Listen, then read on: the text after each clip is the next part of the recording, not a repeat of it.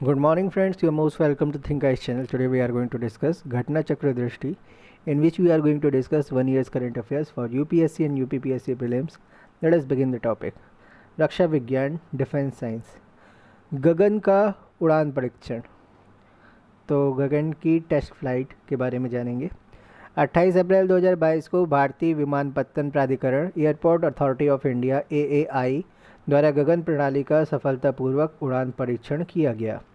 यह उड़ान परीक्षण किशनगढ़ हवाई अड्डा राजस्थान से किया गया।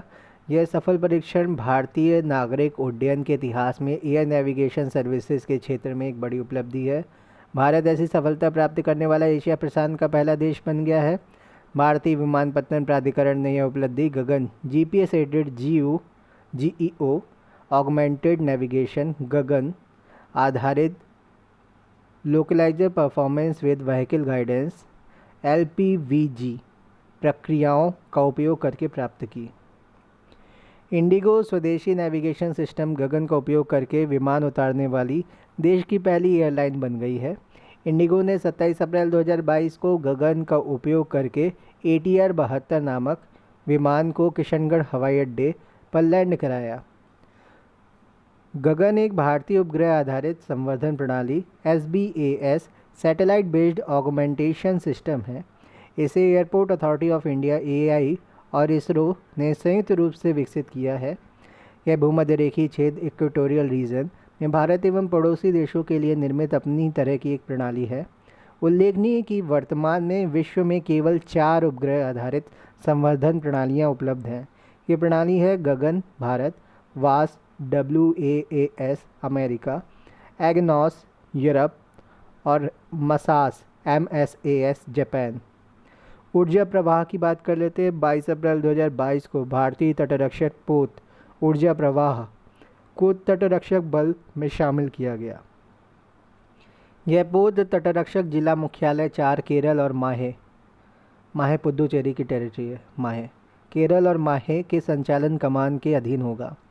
ऊर्जा प्रवाह 1.85 मीटर ड्राफ्ट के साथ 36.96 मीटर लंबा है। यह पोत 50 टन पोत ईंधन तथा 10 टन विमानन ईंधन वहन करने में सक्षम है। Medium range surface to air missile MRSAM की बात कर लेते हैं, बहुत इंपॉर्टेंट है ये। 30 मार्च 2022 को MRSAM medium range surface to air missile के सैन्य संस्करण आर्मी वेरिएंट ने पुनः अपनी प्रभावशीलता साबित कर दी। तो किसकी तरीके से MRSAM है S-400 की तरीके से। ओडिशा के चांदीपुर स्थित एकीकृत परीक्षण रेंज ITR से इंटीग्रेटेड टेस्टिंग रेंज से हुए एक परीक्षण में इस मिसाइल ने उच्च गति से हवाई लक्ष्यों को सीधे आघात कर ध्वस्त कर दिया। तो उसका नाम क्या था हवाई लक्ष्य का, टारगेट का? लक्ष्य 2। तो लक्ष्य टू को निशाना बनाया। किसने बनाया? MRSAM ने। ओडिशा के चांदीपुर स्थित एकीकृत परीक्षण रेंज ITR से हुए परीक्षण में इस मिसाइल ने उच्च गति से हवाई लक्ष्यों को सीधे आघात कर ध्वस्त कर दिया। उड़ान परीक्षणों के समापन के पश्चात अब इस मिसाइल का विकासात्मक चरण पूरा हो गया है। इसके पूर्व 27 मार्च 2022 को भी इस मिसाइल प्रणाली का 2 बार सफलतापूर्ण परीक्षण किया जा चुका है। भारतीय थल सेना द्वारा प्रयोग किए जाने वाले MRSAM मिसाइल के संस्करण का विकास संयुक्त रूप से DRDO तथा इजराइल एरोस्पेस इंडस्ट्रीज़ IAI द्वारा किया गया। DRDO और IAI इजराइल एरोस्पेस इंडस्ट्रीज़। 9 सितंबर 2021 को रक्षा अनुसंधान तथा विकास संगठन DRDO ने भारतीय वायुसेना को मध्यम दूरी की सतह से हवा में मार करने वाली मिसाइल MRSAM प्रणाली की पहली इकाई वायुसेना स्टेशन जैसलमेर राजस्थान को सौंपी।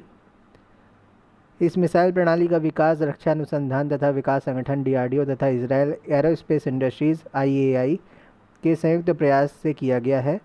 4.5 मीटर लंबी 2 मैक की गति वाली यह मिसाइल 70 किलोमीटर के परास यानी रेंज में एक साथ अनेक लक्ष्यों को निशाना बना सकती है। अब बात करते हैं हंस NG की। नई पीढ़ी का प्रशिक्षक विमान ये भारत का बना हुआ है। 70% इंडिया में बना है। 19 फरवरी से 5 मार्च 2022 के मध्य भारत के प्रथम स्वदेशी उड़ान परीक्षण विमान फ्लाइंग ट्रेनर एयरक्राफ्ट हंस NG न्यू जनरेशन के समुद्री परीक्षण सफलतापूर्वक संपन्न हुए हंसा के। यह परीक्षण पुदुचेरी में किए गए। इस प्रकार इस विमान ने DGCA द्वारा टाइप प्रमाणन टाइप सर्टिफिकेशन की दिशा में एक महत्वपूर्ण उपलब्धि दर्जित की। इसके पूर्व 3 सितंबर 2021 को हंस NG हंसा न्यू जनरेशन विमान की प्रथम उड़ान सफलतापूर्वक संपन्न हुई। बंगलुरु स्थित हिंदुस्तान एरोनॉटिक्स लिमिटेड HAL हाल एरोपोर्ट से उड़ान भरने के उपरांत विमान ने 80 नॉट की गति से 400 फीट की ऊंचाई प्राप्त की। तो हाल एयरपोर्ट से इसने उड़ान भरी और क्या किया, 80 नॉट की गति से 4000 फीट की ऊंचाई प्राप्त कर ली बंगलुरु में। इस विमान का विकास CSIR की एक संगठक प्रयोगशाला CSI राष्ट्रीय अंतरिक्ष प्रयोगशाला CSIR national aerospace laboratories Bengaluru द्वारा किया गया है। हंसा NG एक 2 सीटर ट्रेनर एयरक्राफ्ट है। हंसा NG एक प्रशिक्षक विमान का उन्नत संस्करण है। उल्लेखनीय है कि हंसा विमान की प्रथम उड़ान वर्ष 1993 में संपन्न हुई थी। हंसा NG की अद्वितीय विशेषताओं में एक आरामदायक केबिन के साथ ग्लास कॉकपिट भी शामिल है। भारत में ड्रोन आयात पर प्रतिबंध।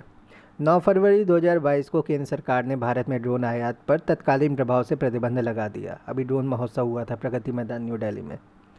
वाणिज्य और उद्योग मंत्रालय के अधीन विदेश व्यापार महानिदेशक DGFT directorate general of foreign trade ने यह आदेश जारी किया। इस कदम का उद्देश्य ड्रोन के घरेलू निर्माण को बढ़ावा देना है। इस अधिसूचना के तहत CBU completely build up, SKD semi knocked down, CKD completely knocked down रूपों में किसी भी ड्रोन की आयात पर प्रतिबंध लगा दिया गया है। हालांकि निम्न संस्थानों और निर्माताओं को CBU, SKD और CKD प्रारूपों में ड्रोन के आयात की अनुमति होगी। सरकारी संस्थाएं, केंद्र और राज्य सरकार द्वारा मान्यता प्राप्त शिक्षण संस्थाएं, सरकार द्वारा मान्यता प्राप्त अनुसंधान एवं विकास संस्थाएं और अनुसंधान एवं विकास उद्देश्य हेतु ड्रोन निर्माता। रक्षा एवं सुरक्षा उद्देश्यों हेतु भी ड्रोन के आयात की अनुमति होगी। ड्रोन घटकों, ड्रोन कंपोनेंट्स के आयात के लिए किसी अनुमोदक की आवश्यकता नहीं होगी। देश का पहला ड्रोन स्कूल। 10 मार्च 2022 को मध्य प्रदेश के ग्वालियर में देश के पहले ड्रोन स्कूल का उद्घाटन किया गया। उल्लेखनीय कि 11 दिसंबर 2021 को राज्य में 5 ड्रोन स्कूल खोलने की घोषणा की गई थी। अन्य 4 शहर भोपाल, इंदौर, जबलपुर और सतना हैं। महत्व: मध्य प्रदेश के युवाओं को तकनीकी से जोड़कर आगे बढ़ाने का मार्ग प्रशस्त करेगा। रोजगार के अवसर में बढ़ोतरी। इसके साथ ही यह विद्यालय ग्वालियर के साथ साथ मध्य प्रदेश की प्रगति में मील का पत्थर साबित होगा। केंद्रीय बजट 2022-23 ड्रोन उद्योग को प्रोत्साहन। ड्रोन उद्योग को प्रोत्साहन देने के लिए केंद्रीय बजट 2022-23 में 2 नई परियोजनाओं या योजनाओं ड्रोन शक्ति एवं किसान ड्रोन की घोषणा की गई है। ड्रोन शक्ति के तहत स्टार्टअप्स के माध्यम से ड्रोन के एक सेवा के रूप में ड्रोन्स एज अ सर्विस उपयोग को सुविधाजनक बनाने या उसे बढ़ावा देने का लक्ष्य निर्धारित किया गया है।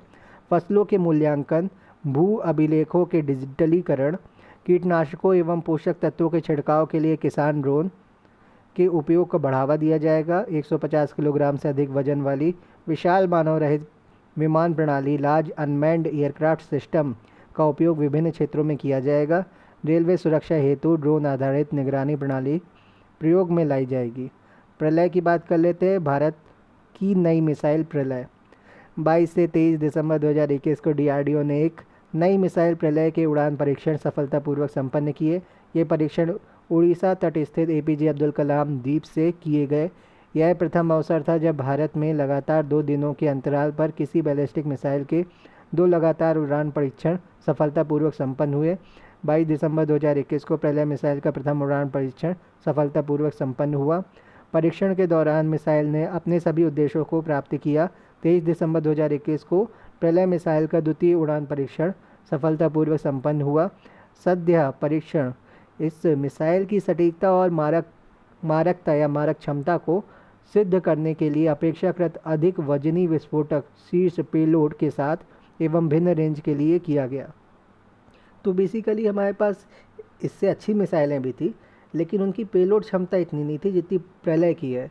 तो प्रलय बहुत ज़्यादा दूरी तो तय नहीं करेगी, लेकिन जितनी दूरी भी तय करेगी 1000 किलोमीटर, 800 किलोमीटर, 600 किलोमीटर, जितनी भी दूरी तय करेगी ये, तो उतनी दूरी के लिए सबसे ज़्यादा जो भारत में मिसाइल पाई जाती है, तो सबसे ज़्यादा पेलोड कैपेसिटी के साथ ये मारक क्षमता दिखाती है। ये किसी भी टारगेट को हिट करती है, तो ज़्यादा से ज़्यादा तबाही करती है, इसलिए इसका नाम प्रलय रखा गया है। प्रलय एक सामरिक लघु दूरी की बैलिस्टिक मिसाइल है, SRBM short range ballistic missile है। यह एक स्वदेशी नई पीढ़ी की सतह से सतह मार करने वाली मिसाइल है। यह मिसाइल ठोस प्रणोदक rocket motor, solid propellant rocket motor एवं कई नई प्रौद्योगिकी द्वारा संचालित होती है। यह मिसाइल केवल पारंपरिक युद्धशील कन्वेंशनल वॉरहेड को वहन करने के लिए डिज़ाइन की गई है।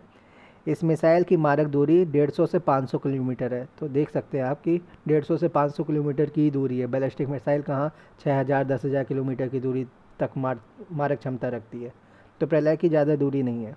इसे मोबाइल लॉन्चर से लॉन्च किया जा सकता है।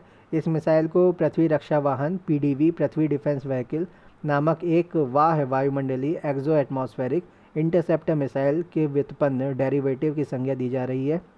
यह मिसाइल चीन की डोंग फेंग 12 तथा रूस की 9K720 इस्कंदर जो है, तो मिसाइल के समतुल्य है। ये दोनों ही लघु दूरी की सामरिक बैलिस्टिक मिसाइलें हैं। तो अगर प्रलय को किसी भी जगह पर विस्फोट कर दिया जाए तो बहुत ज़्यादा तबाही कर सकती है। युद्धपोत को भी उड़ा सकती है। INS जैसे हम अगर अपने देश की बात नहीं करें, USA की बात करें, USA का युद्धपोत कौन सा है? INS निमिट्ज़ है और दूसरा कौन सा है? रोनाल्ड रेगन है। तो इन सबको ये तबाह कर सकती है आसानी से।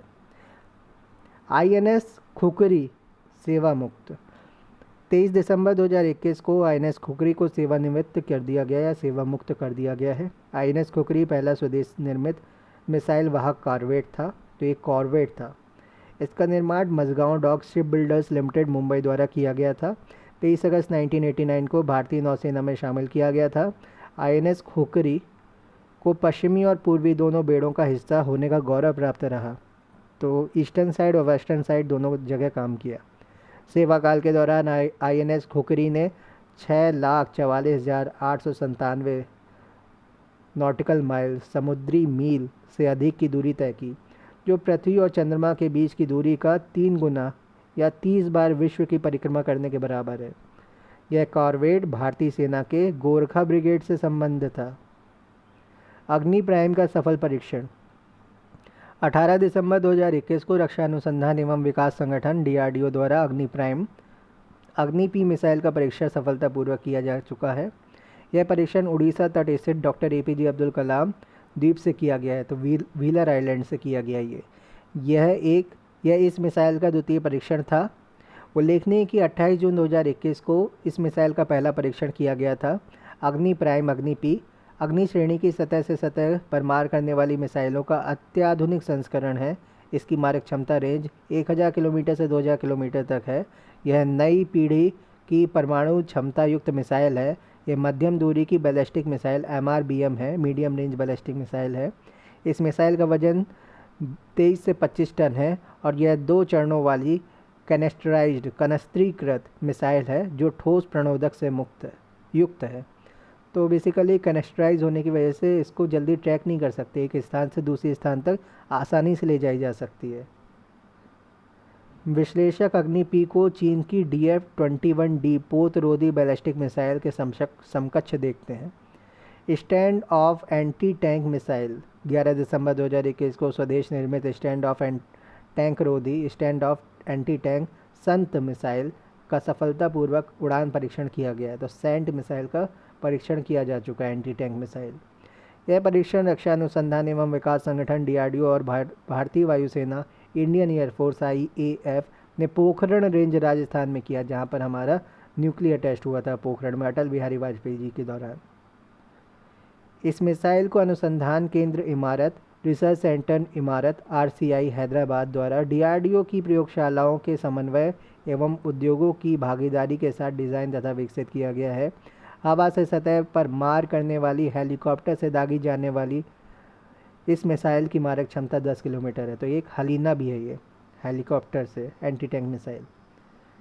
यह मिसाइल एक अत्याधुनिक मिलीमीटर वेव, तो ये MMV है, तो मिलीमीटर वेव तकनीकी से सुसज्जित है, जो सुरक्षित दूरी बनाए रखते हुए उच्च परिशुद्धता के साथ हमला करने की क्षमता प्रदान करती है। शीर्ष शस्त्र उत्पादक कंपनियां 2020 सिपरी की रिपोर्ट। 6 दिसंबर 2021 को वर्ष 2020 में विश्व में शीर्ष 100 शस्त्र उत्पादक एवं सैन्य सेवा प्रदाता कंपनियों की सूची जारी की गई। इस रिपोर्ट को स्टॉकहोम अंतर्राष्ट्रीय शांति अनुसंधान संस्थान, Stockholm international peace research institute SIPRI द्वारा जारी किया जाता है। विश्व की सबसे बड़ी शस्त्र उत्पादक एवं सैन्य सेवा प्रदाता कंपनियों world's largest arms producing and military service companies की कुल शस्त्र बिक्री वर्ष 2020 में $531 बिलियन दर्ज की गई। 2019 की तुलना में 2020 में इसमें 1.3% की वृद्धि दर्ज की गई। 2020 में विश्व की 100 शस्त्र उत्पादक एवं सैन्य सेवा प्रदाता कंपनियों की रैंकिंग में 3 भारतीय कंपनियां शामिल हैं। कौन कौन सी? हिंदुस्तान एरोनॉटिक्स लिमिटेड हाल HAL, भारतीय आयुध निर्माणया, इंडियन ऑर्डिनेंस फैक्ट्रीज IOF। तो ये कितनी कर दी गई? 4 कर दी गई, 7 कर दी गई घटा के। और Bharat electronics limited BEL, Bharat electronic limited. वर्ष 2020 में शीर्ष 100 कंपनियों की हथियार की बिक्री में भारत की हिस्सेदारी 1.2% थी। भारतीय कंपनियों का स्थान 42 में HAL, 60 में IOF और 66 में BEL। शिपरी की टॉप 5 शस्त्र उत्पादक एवं सैन्य सेवा प्रदाता कंपनियां 2020। तो 2019-20 में पहले पे रही लॉकहीड मार्टिन कॉरपोरेशन अमेरिका की, और इसकी बिलियन डॉलर में कितने में शस्त्र बिक्री, कुल बिक्री का प्रतिशत 2020 तो 89% टोटल, तो इतना ज़्यादा शेयर होल्ड करती है। फिर दूसरे पर कौन सी रही 2020 में? Raytheon technologies America 65%।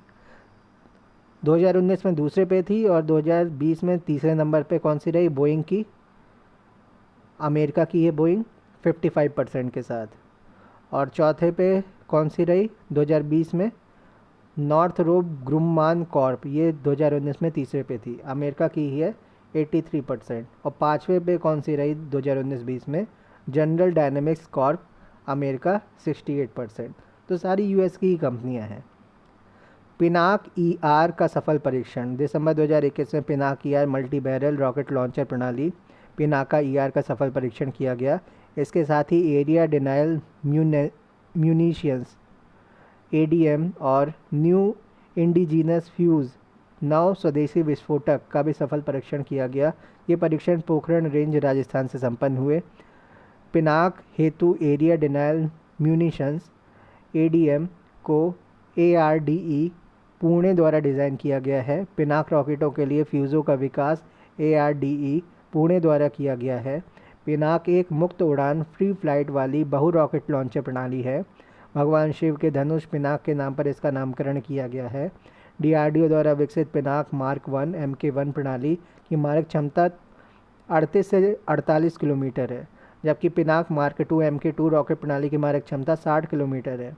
DRDO ने पिनाक मार्क 2 को निर्देशन, नेविगेशन और नियंत्रण प्रणालियों से युक्त कर निर्देशित पिनाक रॉकेट प्रणाली गाइडेड पिनाका रॉकेट सिस्टम का विकास किया, जिसकी मारक दूरी 75 किलोमीटर है। तो पिनाक का यूज़ कहाँ पे किया गया था? कारगिल युद्ध में किया गया था और बहुत स्ट्रेटजिक रहा था। भारत को सफलता दिलाने में इसकी बहुत बड़ी भूमिका रही थी। यही पिनाक रॉकेट प्रणाली का विस्तारित संस्करण एक्सटेंडेड रेंज सिस्टम है या पिनाक ER है। क्या चीज़ है Pinaka ER? Guided Pinaka rocket system. अब आगे बात करते हैं प्रोजेक्ट 75 की। INS वेला नौसेना में शामिल हो गई है। वेला, वाक्सीर ये सारी शामिल हो चुकी हैं। तो प्रोजेक्ट 75 वर्तमान में मुंबई स्थित Mazagon dock ship builders limited द्वारा फ्रांस के मैसर्स नेवल ग्रुप के सहयोग से प्रोजेक्ट 75 के तहत कलवरी श्रेणी की 6 पनडुब्बियों का निर्माण किया जा चुका है। ये डीजल इलेक्ट्रिक पनडुब्बियाँ फ्रांस के स्कॉर्पियन श्रेणी की पनडुब्बियों पर आधारित है। यह 6 पनडुब्बियाँ हैं कलवेरी, खांदेरी, करंज, वेला, वागीर और वाक्शीर। और स्कॉर्पियन श्रेणी की इन पनडुब्बियों के निर्माण के लिए अक्टूबर 2005 में भारत और फ्रांस के मध्य $3.75 बिलियन के समझौते पर हस्ताक्षर किए गए थे। INS वेला नौसेना में शामिल 25 नवंबर 2021 को मुंबई स्थित नौसैनिक बोधगाह पर आयोजित एक समारोह में स्वदेश निर्मित पनडुब्बी INS वेला को भारतीय नौसेना में शामिल किया गया। यह पनडुब्बी पश्चिमी नौसेना कमान वेस्टर्न नेवल कमांड के पनडुब्बी बेड़े के का अंग होगी। INS वेला भारतीय नौसेना हेतु प्रोजेक्ट 75 के तहत निर्माणाधीन 6 पनडुब्बियों की श्रेणी में चौथी पनडुब्बी है, सबमरीन है। यह एक डीजल इलेक्ट्रिक स्टेल्थ पनडुब्बी है जो रडार की पहुंच से बचकर निकल सकती है। स्टिंगरे परिवार से संबंधित एक भारतीय मछली के नाम पर INS वेला का नामकरण किया गया है। तो स्टिंगरे मछली के नाम पर हुआ है। उल्लेखनीय है कि इसी नाम की एक पनडुब्बी भारतीय नौसेना में वर्ष 1973 से 2010 के मध्य तैनात थी। स्कॉर्पियन क्लास की पहली पनडुब्बी INS कलवरी है, जिसे दिसंबर 2017 में भारतीय नौसेना में शामिल किया गया। दूसरी INS खंदेरी है, जिसे 28 सितंबर 2019 को भारतीय नौसेना में तैनात किया गया। और तीसरी पनडुब्बी INS करंज को 10 मार्च 2021 को भारतीय नौसेना में शामिल किया गया। तो और बाकी की सारी हो चुकी हैं। अब लास्ट में वागसीर का ट्रायल चल रहा था, वो भी हो गई है। तो कलवरी, खंदेरी, करंज, वेला और वागीर वागशीर ये सारी भारतीय सेना में नौसेना में शामिल हो गई। INS वागशीर का जलावतरण 20 अप्रैल 2022 को मुंबई स्थित Mazagon dock ship builders limited MDL में स्वदेशी निर्मित पनडुब्बी INS वागशीर को जलावतरण किया गया। यह पनडुब्बी पश्चिमी नौसेना कमान के पनडुब्बी बेड़े का अंग होगी। INS वागशीर भारतीय नौसेना हेतु प्रोजेक्ट 75 के तहत निर्मित 6 पनडुब्बियों की श्रृंखला में अंतिम पनडुब्बी है, लास्ट है ये। यह एक डीजल इलेक्ट्रिक संचालित स्टेल्थ पनडुब्बी है। वागशीर का नामकरण सैंडफिश परिवार की एक मछली के नाम पर किया गया। ध्यातव्य है कि इसी नाम की एक रूस द्वारा निर्मित पनडुब्बी भारतीय नौसेना में वर्ष 1974 से 1997 के मध्य तैनात थी। INS विशाखापट्टनम भारतीय नौसेना में शामिल। 21 नवंबर 2021 को मुंबई स्थित नौसैनिक पोतगाह में आयोजित एक समारोह में INS विशाखापट्टनम को भारतीय नौसेना में शामिल कर लिया गया। पूर्वी तट पर स्थित आंध्र प्रदेश के ऐतिहासिक शहर Visakhapatnam the city of destiny के नाम पर ही इस युद्धपोत का नामकरण किया गया है। इस युद्धपोत को भारतीय नौसेना के इन हाउस संगठन नौसेना डिज़ाइन निदेशालय डायरेक्टरेट ऑफ नेवल डिज़ाइन द्वारा डिज़ाइन किया गया है। इस पोत के निर्माण में स्वदेशी इस्पात DMR 249A का प्रयोग किया गया है। यह पोत लगभग 75% स्वदेशी उपकरणों द्वारा निर्मित है। 163 मीटर की कुल लंबाई, 17 मीटर की चौड़ाई, 7400 टन से अधिक वजन के साथ यह भारत में निर्मित सबसे बड़े विध्वंसक युद्धपोतों में से एक है। यह पोत संयुक्त गैस एवं gas COGAG combined gas and gas विन्यास में 4 शक्तिशाली गैस टरबाइन इंजनों द्वारा संचालित किया जाता है। यह पोत 30 नॉट से अधिक गति प्राप्त करने में सक्षम है। परियोजना 15B प्रोजेक्ट 15B परियोजना 15B के तहत वर्तमान में मुंबई स्थित Mazagon dock ship builders limited में 4 निर्देशित मिसाइल विध्वंसक पोतों का निर्माण किया जा रहा है। परियोजना 15B के तहत प्रोजेक्ट 15B के तहत निर्मित पोतों को विशाखापट्टनम श्रेणी के विध्वंसक युद्धपोतों के नाम से भी जाना जाता है।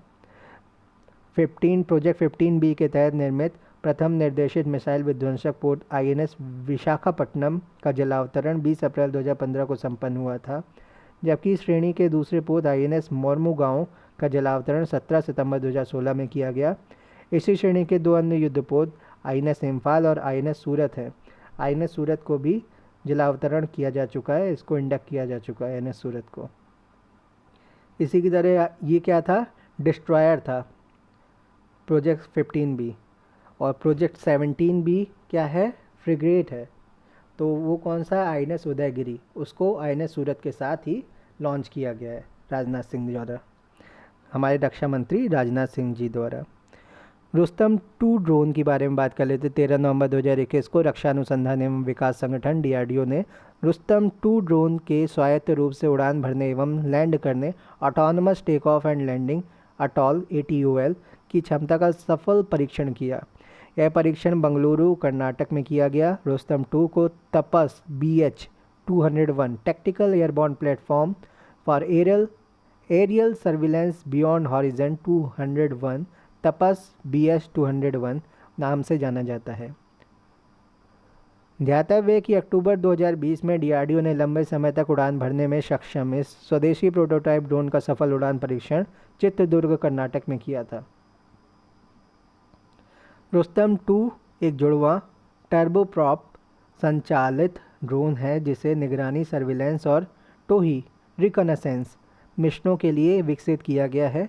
इसकी लंबाई 9.5 मीटर है। फरवरी 2018 में प्रयोक्ता विन्यास यूजर कॉन्फ़िगरेशन में इसका प्रथम परीक्षण संपन्न हुआ था।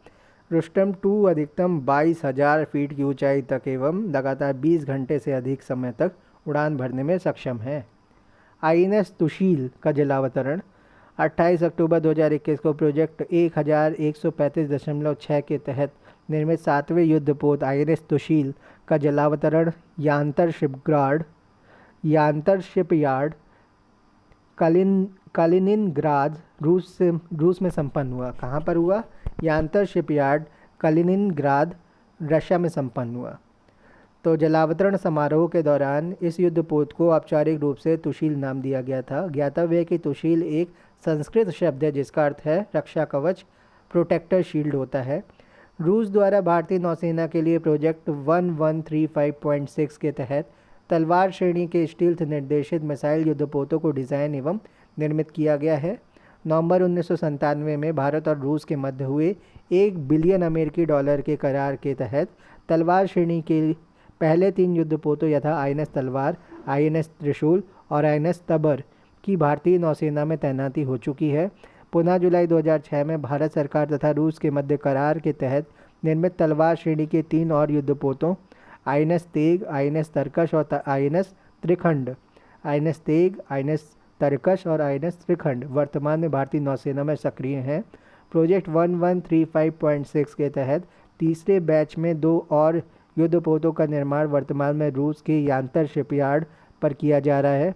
तलवार श्रेणी बैच 3 तथा 7वां एवं 8वां युद्धपोत क्रमशः आईएनएस तुशील और आईएनएस तमला हैं। भारतीय तटरक्षक पोत सार्थक 28 अक्टूबर 2021 को राष्ट्र की समुद्री सुरक्षा और राष्ट्र को बढ़ावा देने के लिए स्वदेशी रूप से निर्मित भारतीय तटरक्षक पोत सार्थक को गोवा में राष्ट्र को समर्पित किया गया। ICGS सार्थक गुजरात के पोरबंदर में स्थित होगा और कमांडर तटरक्षक क्षेत्र उत्तर पश्चिम के संचालन और प्रशासनिक नियंत्रण के तहत भारत के पश्चिमी समुद्री तट पर संचालित होगा। ज्ञातव्य कि ICGS सार्थक भारतीय तटरक्षा बल के लिए गोवा शिपयार्ड लिमिटेड द्वारा निर्मित किए जा रहे 5 अपतटीय गश्ती पोतों OPV ऑफशोर पेट्रोल वेसल की श्रृंखला का चौथा पोत है। इस श्रृंखला के अन्य युद्धपोत है ICGS सचेत, ICGS सुजीत, ICGS सजग और ICGS सक्षम। तो कौन सा है? सचेत है, सुजीत है, सजग है और सक्षम है। 2450 टन वजनी है पोत, 105 मीटर लंबा, 9100 किलोवाट के 2 डीजल इंजन द्वारा संचालित है। यह 26 समुद्री मील की अधिकतम गति प्राप्त करने के लिए डिज़ाइन किया गया है। अग्नि 5 का सफल उड़ान परीक्षण किया जा चुका है। 27 अक्टूबर 2021 को उड़ीसा स्थित APJ अब्दुल कलाम द्वीप से अग्नि 5 मिसाइल का सफल परीक्षण संपन्न हुआ। 17.5 मीटर लंबी एवं 50 टन वजनी अग्नि 5 का त्रिचरणीय प्रक्षेपण है। यह ठोस प्रणोदक संचालित प्रक्षेपास्त्र अपने साथ 1 से लेकर 1.5 टन पारंपरिक एवं नाभिकीय दोनों युद्धशीर्ष पेलोड ले जाने में सक्षम है।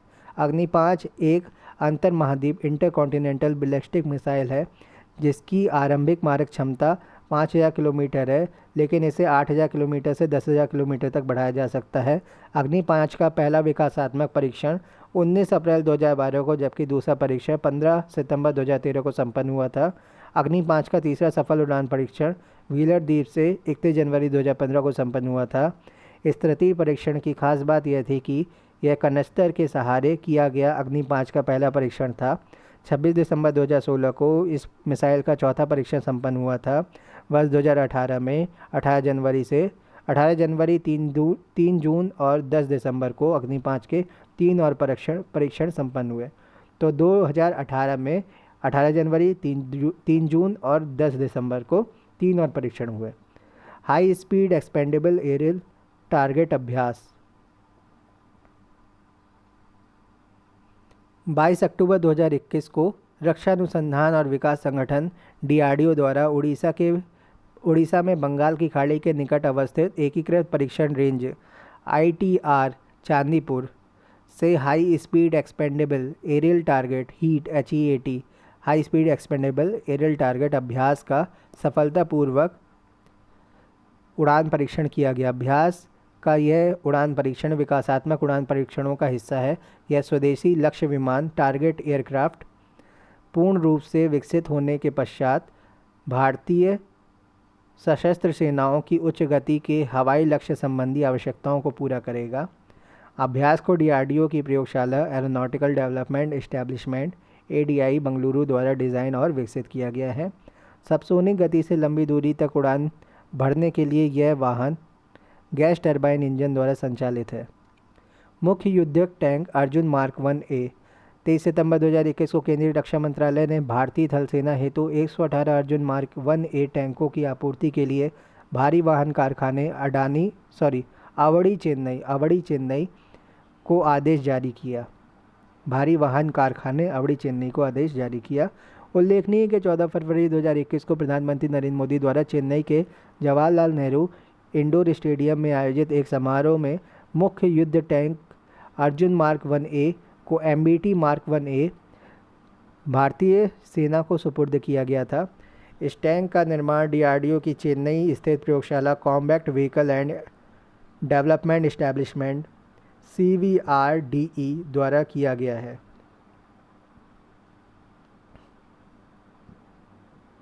अर्जुन मार्क 1A के निर्माण में देश के 15 अकादमिक संस्थानों 8 लैबोरेटरीज तथा कई सूक्ष्म और लघु और मध्यम उद्यमों में भाग लिया है।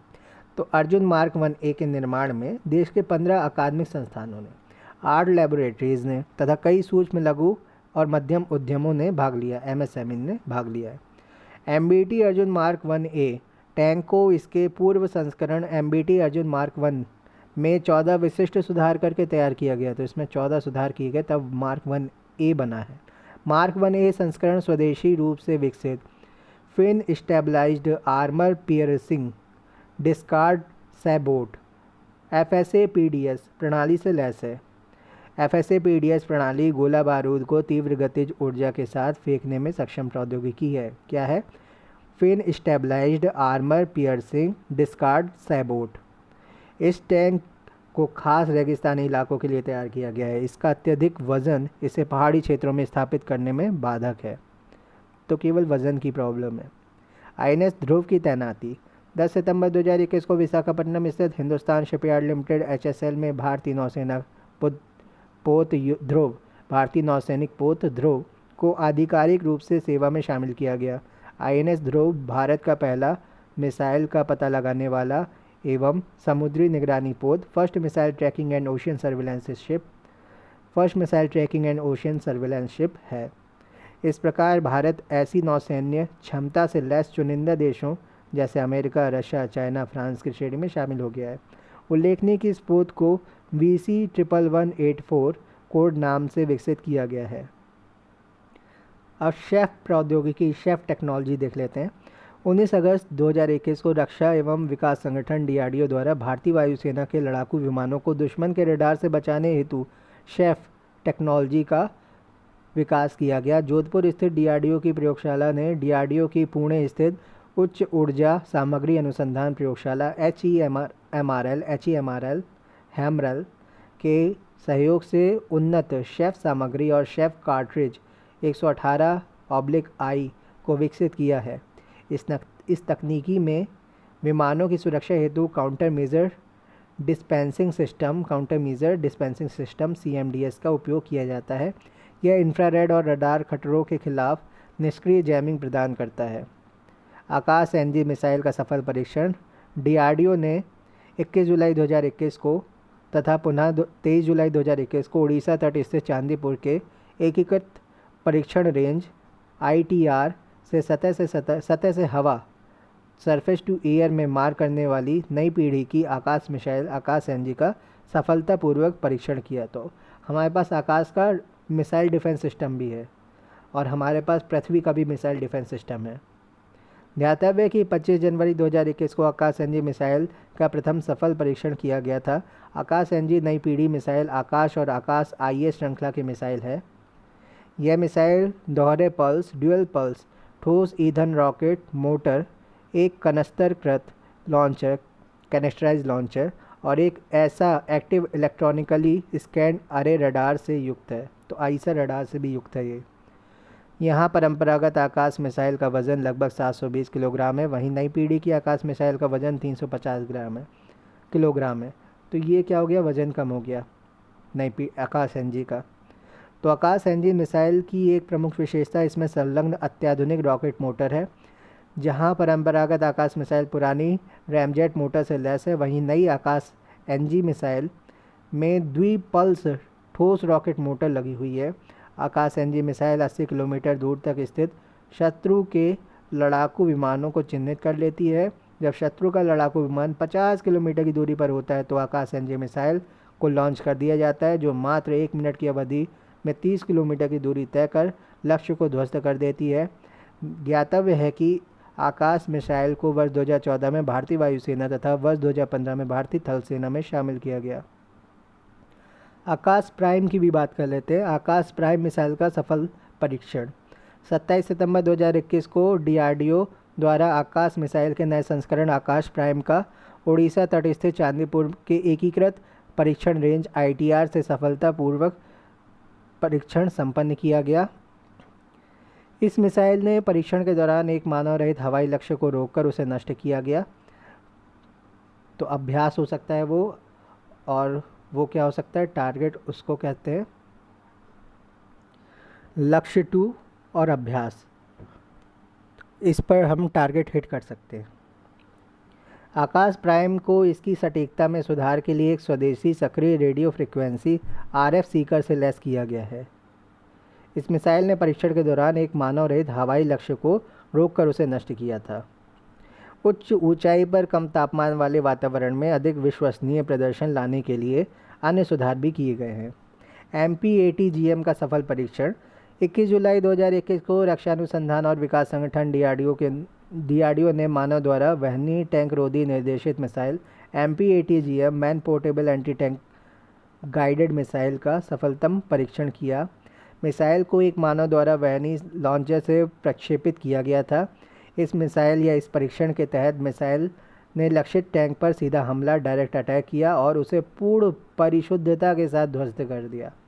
MPATGM स्वदेश विकसित कम वजनी 15 किलोग्राम से कम दागो और भूल जाओ लॉन्च एंड फॉरगेट श्रेणी की मिसाइल है। इस मिसाइल की मारक दूरी 2.5 किलोमीटर है। यह मिसाइल लघुकृत इंफ्रारेड इमेजिंग सीकर तथा अत्याधुनिक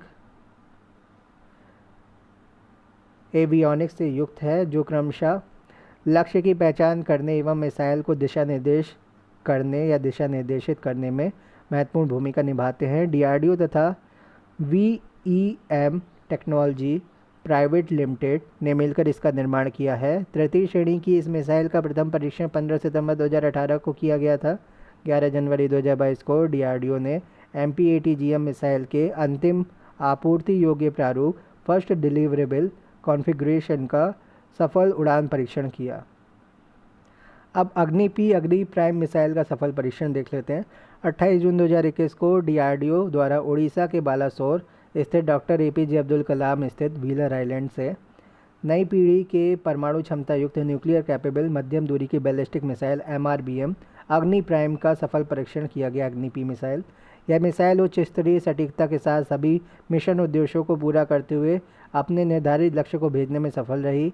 अग्नि श्रेणी की सतह से सतह पर मार करने वाली मिसाइलों का अत्याधुनिक संस्करण है।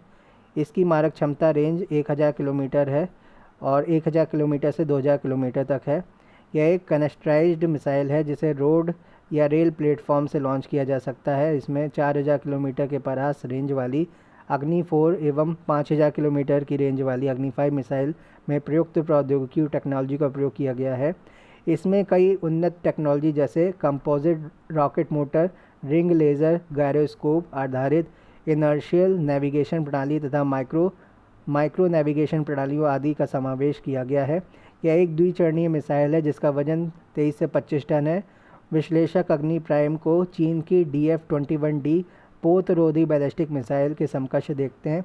उल्लेखनीय है कि DF-21D मिसाइल पारंपरिक वार हेड के साथ लगभग 1500 किलोमीटर की दूरी तक हमला करने में सक्षम है। धन्यवाद।